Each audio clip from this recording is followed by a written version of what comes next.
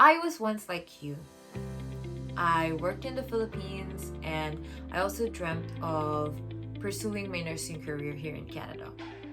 And I can tell you, it's not an easy journey. The process is really confusing and there's a lot of vagueness and ambiguity. You need to do your own research, blah blah blah. In this video, I would like to help you by sharing the pros and cons of 3 different pathways for Filipino nurses here in Canada. Hi, I'm Nurse Fabb and welcome back to my channel.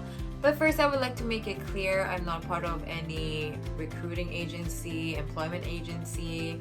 I just want to share my information. I just want to share the research that I've been doing for the past, 3 to 4 years. I too am in the process of getting my nursing license here in Canada. Also, make sure to stay until the end of the video because the third and final pathway is the most important one, so don't miss that. So let's begin. Okay, so the first pathway is studying as an international student. So that is what I'm doing right now. I'm on my 3rd term, almost done with my 3rd term, going into 4th, into practical, into clinicals. So wish me luck, guys. So I can tell you I'm almost there. Cross fingers. So the pros of studying as an international student is it is the fastest route in my opinion. If you're like from the Philippines and you want to come here in Canada and be a nurse right away, I think this is the fastest route to go.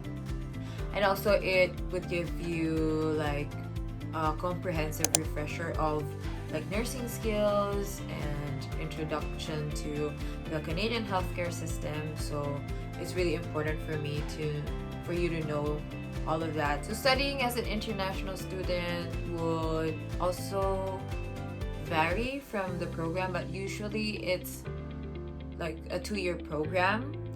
Good news for those of you who wants to start applying now is because they're trying to fast track everything. So my program was supposed to be 2 years. I was supposed to finish in December of next year, but hopefully I'll finish much earlier, like around April or May. So that's what, a 6-month difference, and you can do a lot in 6 months. I like this pathway because it's open for international students. From the Philippines, you can go directly here to Canada with a student permit and finish that and you'll be able to register or have your license here in Canada. However, the cons for this pathway is really expensive. Like, no joke.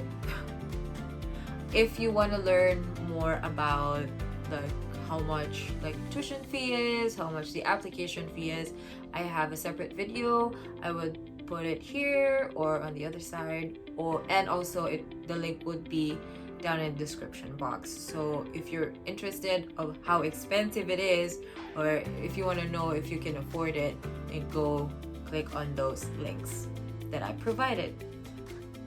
Also, if you're interested in this route, I also made an application tutorial to my college, which is Tangara College. So go check that out. I will also put it in the description box. So aside from it being very expensive, another con for it is you can't work for more than 20 hours per week as a full-time international student.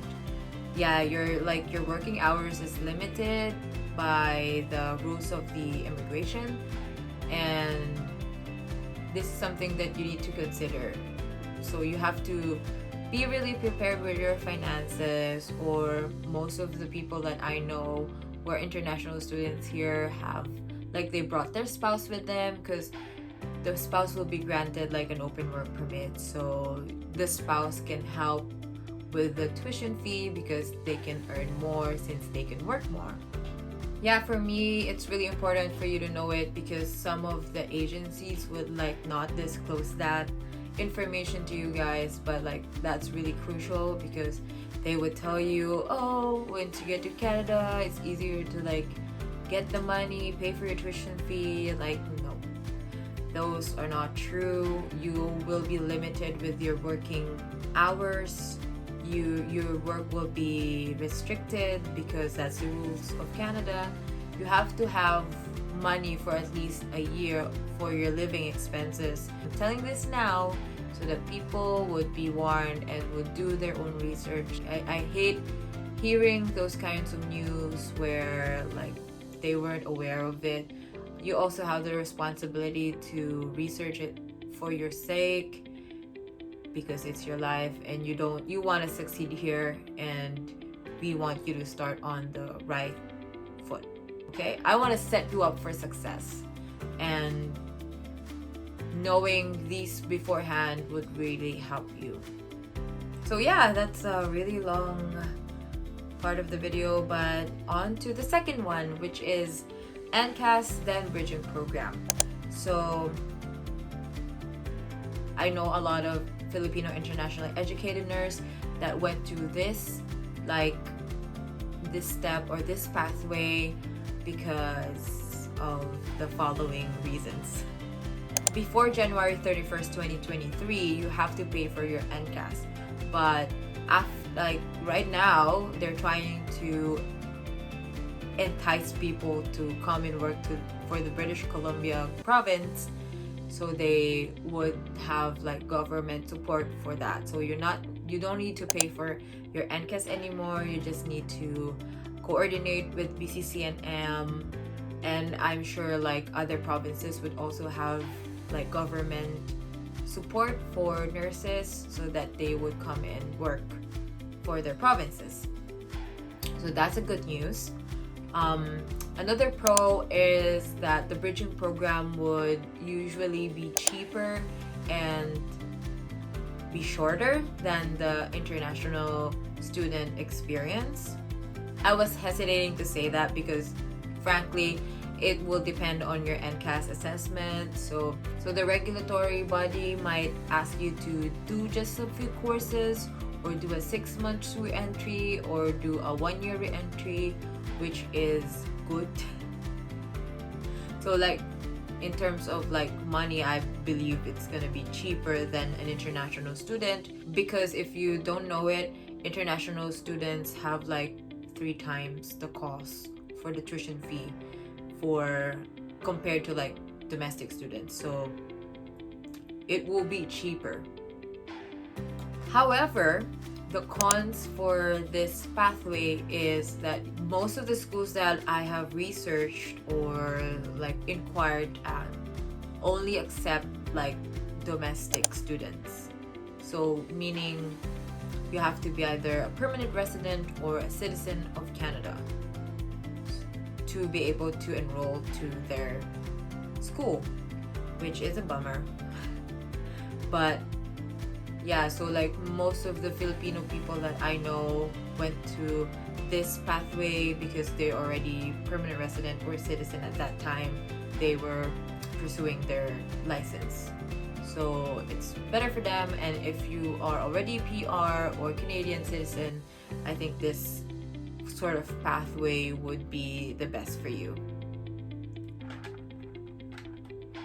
Oh my god, it's so sweet.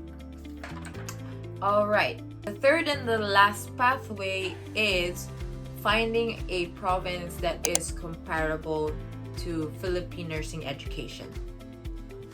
So if you are familiar with the NCAS or with like education credential assessment, they would tell you if your nursing education from your home country, like for example the Philippines, would be enough or would be at par or would be equal to Canadian standards. The results of the advisory report for NNAS would either be comparable, meaning it's equal to Canadian standards, which means that they can work right away given that they have their NCLEX, somewhat comparable, and so like you need to take some courses or you need to have additional education requirements, and last is like uncomparable. So actually it depends.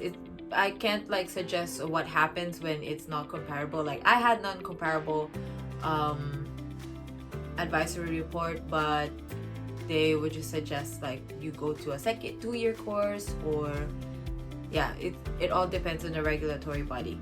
The important piece of advice is there are provinces that like their standards of nursing are at par with the Philippine nursing education. So meaning your education if you worked and studied in the Philippines, it would have a faster pathway. It would have like it's easier to get into those provinces because you already satisfied the education requirement part. You just need to take the NCLEX, and when you get it, you can work as a nurse right away. So which provinces are those? I've heard like Nova Scotia is one, Alberta is one. Also, Alberta has like an agreement with Philippine government that like they would export nurses to Alberta. So I've heard that also Saskatchewan has an agreement. So probably nursing education in the Philippines and Saskatchewan would be at par. And also I've heard Ontario, like if you go through NNAS, most of them would have like a comparable result, which means that they just need an NCLEX and they can work as a nurse right away. The only con for me is that these pathways are fairly new, so there's not a lot of resources that I could give you to make sure like you're eligible for it. So yeah, it's fairly new. So what I can suggest is you message the regulatory board directly. They would respond to emails because so usually the regulatory boards would have a separate department for that. So they would respond in like an email or a call if you have the ability to do that. Some of you guys have messaged me and you said that you are part of the Alberta Philippines agreement, which is really good. I'm so excited for you guys. So I kind of know like they're really working towards recruiting nurses from the Philippines. So there you go, guys. 3 pathways that can help you start pursuing your nursing career here in Canada. If you found this video very helpful, I would appreciate if you put a thumbs up in this video so that I also would know that you liked it and would make more related videos. And I also made a playlist of the different things I believe internationally educated nurses should know for them to pursue their careers here in Canada. And one of them is about like the top 5 requirements nurses should have for them to apply here, and that's included in this playlist. So I'll see you in that video. Thank you for watching and stay fabulously brave and beautiful. Bye.